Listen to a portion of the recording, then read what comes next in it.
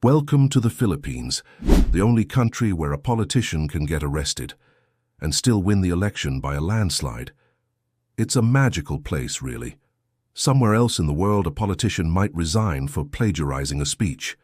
Here, you can allegedly steal millions, live stream your complaints from a detention cell, and thousands of voters will say, "Kawawa naman si Mayor, framed lang yan." It's a political drama, a comedy and a tragedy all rolled into one. The signs might say jailed and exposed, but the ballot boxes just scream re-elected. Now let's be clear, corruption in the Philippines isn't just a modern problem. Oh no, it's practically heritage. It's a tradition passed down like a closely guarded family adobo recipe. The Spanish friars started it, collecting donations for salvation. Then a few wealthy families took over, turning public service into a family business. Think of it like a dynastic RPG.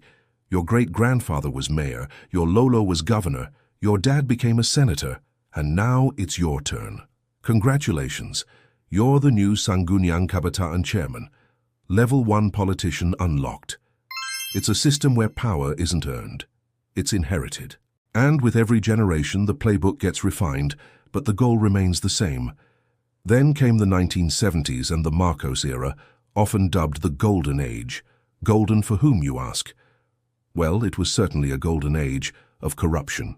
He promised discipline and a new society, but what the country got was the systematic disciplining of the national treasury. Billions of dollars mysteriously vanished from public coffers, allegedly ending up in foreign bank accounts, lavish properties, and an infamous collection of shoes. To this day, we're still playing the world's longest and most expensive game of hide-and-seek, titled, "Where's the Gold?" The Marcos family says the wealth is legitimate, but the rest of the world and our national debt seem to tell a very different story. It's a ghost that still haunts the nation, a multi-billion-dollar mystery that remains unsolved. Fast forward to today, and what's changed? Every election cycle we're treated to the same grand spectacle, the endless debate on corruption. You'll see two candidates on stage pointing fingers and shouting with passionate conviction. "Corruption must end," one declares, pounding the podium. "I completely agree. We must hold the corrupt accountable," replies the other, to thunderous applause. It's a beautiful performance. But what the cameras don't show you is that after the debate, they'll both probably attend the same lavish dinner, shake hands, and share a laugh, all paid for, ironically, by the taxpayers they claim to be fighting for. It's a masterclass in political theater, where the fight is fierce on screen, but behind the scenes it's just business as usual. And what happens when one of them actually gets caught? In other countries, being sent to prison is the definitive career-ending finale. Your political life is over. But in the Philippines, it can be a brilliant campaign strategy. It's not a conviction, it's a plot twist. Suddenly, the narrative shifts from corrupt official to persecuted victim. Supporters rally outside the detention center, holding prayer vigils and demanding justice. Some politicians have even successfully campaigned from their jail cells, complete with posters that boldly declare, "Vote for me, I'm innocent, again." Being jailed gives them free media exposure, a sympathy vote, and a powerful comeback story. It's not a prison cell, it's a VIP lounge for their next election bid. But let's be honest, corruption isn't just confined to the halls of Malacanang or the Senate. It's a quiet, creeping vine that has wrapped itself around everyday life. It's in the friendly whisper from a traffic enforcer, "Ayusin na lang natin yan, boss," as he pockets a fee to make a violation disappear. It's in the local barangay office, where your request for a permit is met with the loaded question, "Bumoto ka ba sa amin nung eleksyon?"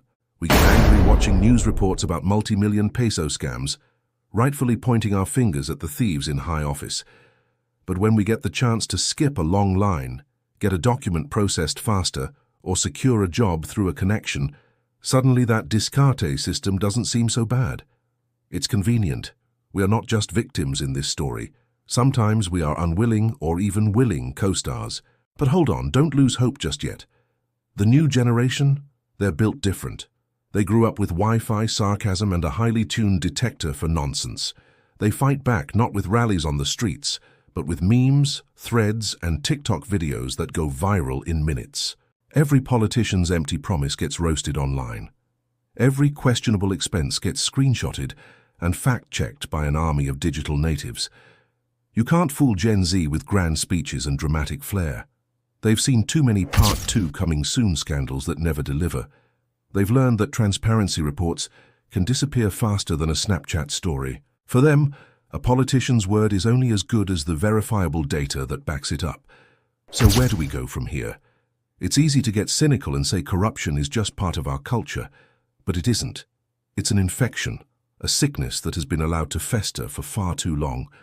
And an infection can be cured. It ends when we, the people, stop shrugging our shoulders and saying, "Ganyan talaga." That's just how it is. It ends when we start demanding better and collectively say, "Tama na. Enough is enough." Real power doesn't belong to the politician in the fancy car or the dynasty in the provincial capital. It belongs to the honest worker paying their taxes, the student demanding accountability, the journalist who dares to speak truth, and every single Filipino who refuses to just laugh along with the absurd joke. This is IntellectAxis, where thinking is the new rebellion. Thank you for watching. If this video made you think, or even just laugh uncomfortably, then our job is done. Don't forget to like, share, and subscribe for more content that challenges the status quo. Stay critical, stay engaged,